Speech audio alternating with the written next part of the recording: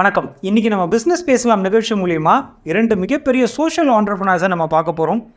இவங்க பார்த்திங்கன்னா conquer agro அப்படின்ற நிறுவனம் மூலிமா மக்களுக்கு தேவையான நிறைய நேச்சுரல் ஆர்கானிக் ப்ராடக்ட்ஸ் சப்ளை பண்ணிகிட்ருக்காங்க. இன்றைக்கி பார்த்திங்கன்னா கெமிக்கல் ப்ராடக்ட்ஸ் தான் நம்ம மார்க்கெட்டில் அத்தனை இடத்துலையும் கிடச்சிட்ருக்கு. பட் அதையும் தாண்டி மக்களுக்கு உபயோகப்படக்கூடிய நேச்சுரல் ஆர்கானிக் ப்ராடக்ட்ஸை கொடுத்துட்ருக்காங்க திரு சத்யமூர்த்தி அண்ட் திரு பெரியசாமி அவர்கள். வணக்கம் சார். வணக்கம் சார். சார், உங்கள் நிறுவனம் மூலிமா நீங்கள் நிறைய ஆர்கானிக் அண்ட் நேச்சுரல் ப்ராடக்ட்ஸ் கொடுத்துட்ருக்கீங்க. அதுவும் முக்கியமாக பார்த்தீங்கன்னா உணவுப் பொருட்கள். ஏன்னா நம்ம உணவுப் பொருட்களில் தான் நிறைய கெமிக்கல்ஸ் இப்போலாம் வந்துட்டுருக்கு. அதை சாப்பிட்டுட்டு நம்மளுக்கும் பார்த்திங்கன்னா நிறைய உடலுக்கு தீங்குகள் ஏற்பட்டுருக்கு. உங்களோட ப்ராடக்ட்ஸ் பற்றி சொல்லுங்கள். உங்களோட ஃபுட் ப்ராடக்ட்ஸில் எப்படி நீங்கள் ஆர்கானிக்காகவும் நேச்சுரலாகவும் நீங்கள் மக்களுக்கு கொடுத்துட்ருக்கீங்க? என்னென்ன ப்ராடக்ட்ஸ் எல்லாம் கொடுத்துட்ருக்கீங்க சார்? சார், நம்ம traditional rice varieties, millets, natural honey, plus bio enzyme products, இது எல்லாமே நம்ம பண்ணிகிட்டு இருக்கோம் sir. Cosmetic, natural homemade cosmetics இது எல்லாமே கொடுத்துட்ருக்கோம். ஒரு சூப்பர் மார்க்கெட்டில் போனால் நம்ம வீட்டுக்கு தேவையான என்னென்ன பொருளாக ஒரு மந்த்துக்கு நமக்கு என்னெல்லாம் தேவைப்படுதோ அது எல்லாமே கெமிக்கல் ஃப்ரீயாக கொடுக்கணுன்றது தான் எங்களோட தாட்ஸு. அதுக்கு ஆரம்பித்த கம்பெனி தான் கங்காசினி. கங்காசினி, இந்த பேரே கொஞ்சம் வித்தியாசமாக இருக்கு இல்லைங்களா? இந்த பேர் என்ன சார்? கங்காசினா என்ன சார்? கங்கையும் காசினியும் சேர்ந்ததான் கங்காசினி. கங்கை நீர், காசினிங்கிற நிலம், நிலமும் நீரும் சேர்ந்தாலும் விவசாயம். இதை விவசாயம் பேஸ் பண்ணி பண்ணுற ப்ராடக்ட் அப்படிங்கிறதுனால கங்காசினிங்கிறது. Super sir. இதில் இருக்கக்கூடிய ப்ராடக்ட்ஸ் பற்றி சொல்லுங்களேன். இப்போ நீங்கள் அரிசி வகைகள்லாம் நிறைய இப்போது மார்க்கெட்டில் 50, 70, 30லாம் என்னென்னமோ இருக்குது. உங்களுடைய அரிசி வகைகள் பற்றி சொல்லுங்களேன் சார். எங்ககிட்ட மட்டுமே கிட்டத்தட்ட ஒரு 48 வெரைட்டிஸ் ஆஃப் ரைஸ் இருக்குது சார். அப்போ இது எல்லாமே ட்ரெடிஷ்னல் ரைஸஸ். இது 48ன்றது ஒரு பெரிய விஷயம் இல்லை. கிட்டத்தட்ட 1,68,000 வகை நெல்களை நமக்காக தேடி, பாரம்பரிய நெல்களை நமக்காக தேடி கண்டுபிடிச்சி நம்மகிட்ட கொடுத்துட்டு போயிருக்காங்க. இதை நம்ம காப்பாற்றி மறுபடியும் நம்ம அடுத்த தலைமுறை கையில் இதை நம்ம படைச்சிட்டு போனோம். இதுக்காக உயிரை கொடுத்தவங்க நிறைய பேர். ஐயா இயற்கை விஞ்ஞானி நம்மாழ்வார், நெல் ஜெயராமன் ஐயா அவர்கள், இந்த மாதிரி நிறைய பேர் இதெல்லாம் கண்டுபிடிச்சி உயிரே கொடுத்துருக்காங்க. நாம் இதை மறுபடியும் மக்கள்கிட்ட இதை கொண்டு போய் சேர்க்கணும். அதுக்கு நம்மளால முடிஞ்சதை கண்டிப்பாக எல்லாருமே இதை கை கொடுத்து எஃபர்ட் போடணுன்றது எங்களோட ஆசை.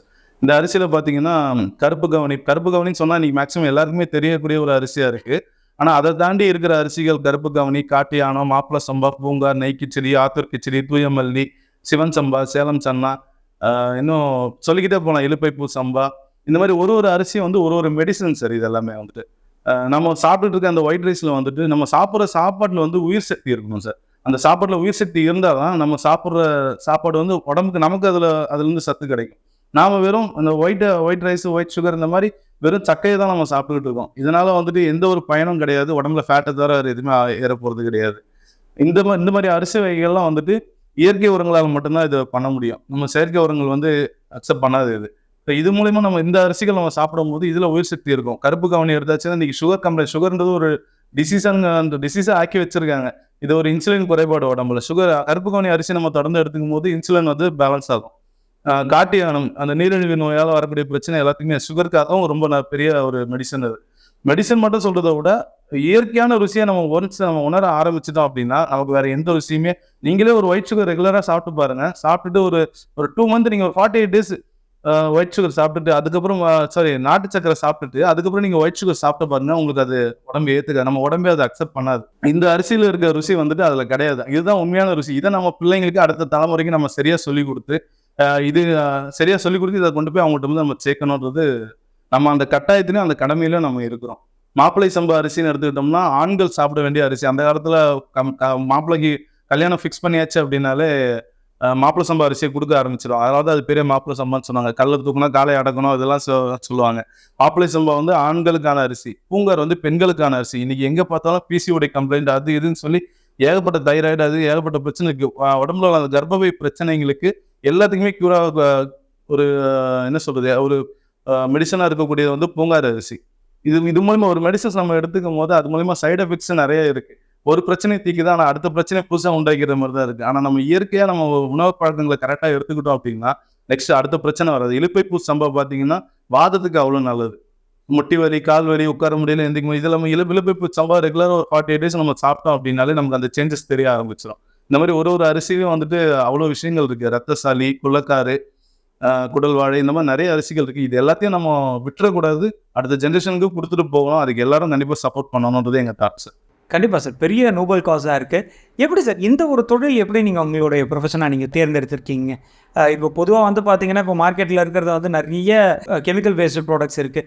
அதை தவிர்த்து நான் ஆர்கானிக் இண்டஸ்ட்ரிக்குள்ளே வரணும், ஒரு நேஷனல் ப்ராடக்டை நான் கொடுக்கணும் அப்படின்னு எப்படி இதை தேர்ந்தெடுத்தீங்க? நம்ம கான்கர் அக்ரோன்றது நீங்கள் அதுக்குன்னு சொல்லியிருந்தீங்க. அதான் மதர் கம்பெனி அதுக்கு, கங்காசினிக்கு. கான்கர் அக்ரோ வந்து மேக்ஸிமம் வேர்ஹவுசிங் பேஸ்ட் கம்பெனி அது. நாங்கள் அந்த கம்பெனி ஸ்டார்ட் பண்ணும்போது நிறைய ஃபினான்ஸ் கம்பெனி வந்து டைப் பண்ணுறதுக்காக தேடி போனோம். அப்போ வந்துட்டு நாங்கள் ஸ்டார்ட் அப் வரும்போது எங்களுக்கு யாரும் வரல. நாங்கள் ஒரு சக்ஸஸ்ஃபுல்லாக ரன் பண்ணும்போது ஃபினான்ஸ் கம்பெனி எங்களை தேடி வந்தாங்க. உங்கள் கிட்ட கார்கோ ஸ்டோர் பண்ணுறவங்களுக்கு நாங்கள் ஃபினான்ஸ் பண்ணுறோம் அக்ரி கமோடிட்டிக்குன்னு சொன்னாங்க.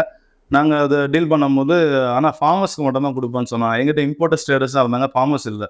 ஸோ ஃபார்மர்ஸை போய் தேடி போவோம், எங்கள்கிட்ட வேற ஹவுஸுக்கு உங்கள் கார்கோ ஸ்டோர் பண்ணி ஃபண்டிங் எடுத்துக்கோங்கன்னு சொல்லி ஃபார்மர்ஸை தேடி போகலான்னு சொல்லி ஒரு டிஸ்ட்ரிக்டில் உள்ள அக்ரி டிபார்ட்மெண்ட்லாம் போய் பார்த்தோம். அங்கே உள்ள எஃபிஓட கான்டாக்ட்லாம் எடுத்து ஒவ்வொரு தடவை போய் மீட் பண்ணி அதை சந்திக்கும் போது தான் வந்துட்டு எங்களுக்கு தெரிய வந்துச்சு. அப்போ ஒரு மதுரை அக்ரி டிபார்ட்மெண்ட்டில் சொன்னாங்க, என்ன விஷயமா உங்களுக்கு எஃபிஓட கான்டாக்ட்லாம் வேணும் அப்படின்னு சொல்லி கேட்டாங்க. நாங்கள் அந்த மாதிரி ஃபினான்ஸ் பண்ணுறோம் அவங்களுக்கு அப்படின்னு. அப்போ அவங்க சொன்னாங்க, விவசாயிகளுக்கு வந்து கடன் தேவையில்லை, அவங்க விளைய வைக்கிறதுக்கு விலை தான் தேவை அப்படின்னு சொன்னாங்க. எங்களுக்கு வந்து எங்களுக்கு என்ன சொல்கிறது, ரொம்ப ஷாக்கிங்காக இருந்தது அவங்க சொன்னது. அவங்களை கடனாளி ஆக்கிறாங்க, அவங்க விளைய வைக்கிறதுக்கு விலை கொடுத்தா போதும். சரி, அப்போ அவங்க உற்பத்திகளெல்லாம் பற்றி கொஞ்சம் டீப்பாக சர்வே பண்ணி பார்க்கும்போது தான் தெரியுது, நாம் என்ன மாதிரியான உணவு பழக்கங்களை எடுத்துக்கிட்டு இருக்கோம், எது தப்பாக போயிட்டு இருக்கோன்றது எங்களுக்கு தெரிய வந்துச்சு. ஸோ இதை சேஞ்ச் பண்ணணும். எங்களுக்குள்ள சின்ன வயசுலேருந்து இருந்த ஒரு விஷயங்கள், ஏதாவது ஒன்று பெருசாக பண்ணணும்னு எல்லாத்துக்குள்ளேயும் இருக்கும். நம்ம எதாவது ஒன்று சாதிக்கணும், நம்ம எதாவது ஒன்று பண்ணணும், நாட்டுக்கு எதனா பண்ணணும், இந்த மாதிரிலாம் ஒரு விஷயங்கள் எல்லாத்துக்குள்ளேயும் இருக்கும். அப்படி இருக்கும்போது நாமே இதை செய்யக்கூடாது அப்படின்னு சொல்லிட்டு நான் இன்றைக்கி என்ன ஒரு தெருவுக்குள்ளே ஒரு 10 மெடிக்கல் ஷாப் இருக்குது. இது மாதிரி எங்களுக்கு ஒரு 10 ஆர்கானிக் ஷாப் வரணும், மெடிக்கல் ஷாப் கம்மியாகணும். துணிவு படத்தோட டைரக்டர் வந்து சொல்லியிருப்பாரு, வாரிசு துணிவு இந்த 2 படத்துக்கும் வந்த அதே கூட்டம் கடைசி விவசாயின்ற படத்துக்கும் வந்துருந்துச்சுன்னா, கடைசி விவசாயின்ற மாதிரி படங்கள் தொடர்ந்து வந்திருக்கும். நல்லதை நீங்கள் வாங்க ஆரம்பித்தா நல்லதை உற்பத்தி பண்ணுறதுக்கு உற்பத்தியாளர்கள் ரெடியாக இருக்காங்க.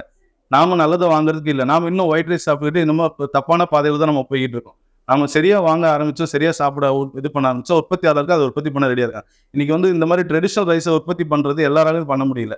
ஏன்னா இதுக்கு நாட்கள் ரொம்ப அதிகமாகும், இது விளைச்சல் வரத்துக்கு ரொம்ப நாட்கள் ஆகும். ஸோ நிறைய வெல்த்தாக இருக்கவங்க மட்டும்தான் இதை வந்து பண்ண முடியுது. இது எல்லா விவசாயிகளும் இதை பண்ண, ஏன்னா நாம் வாங்கணும், இதை நம்ம வாங்க ஆரம்பித்தா தான் உற்பத்தி பண்ணுறதுக்கு அவங்க ரெடியாவாங்க. ஸோ இதை நம்ம சேல்ஸ் பண்ணணும் அப்படின்றத எங்களோட தாட்டில் நாங்கள் ஸ்டார்ட் பண்ணோம். ஓகே, இறுதியாக நீங்கள் மக்களுக்கு சொல்ல வேண்டிய ஒரு சின்ன ஏதாவது மெசேஜ் சார்? தகுந்ததை உண்போம் தலைமுறைக்காக. நன்றி, சூப்பர் சார். ஸோ நிறைய விஷயங்கள் இன்றைக்கி இவங்க மூலிமா நம்ம தெரிஞ்சுக்கிட்டோம். இந்த மாதிரி இன்னும் பிஸ்னஸ் ரீதியாகவும் நம்மளுடைய மக்களுக்கு நிறைய விஷயங்கள் கொண்டு வந்து சேர்க்கலாம் அப்படின்னு பிளான் பண்ணிகிட்ருக்கோம். நன்றி, வணக்கம்.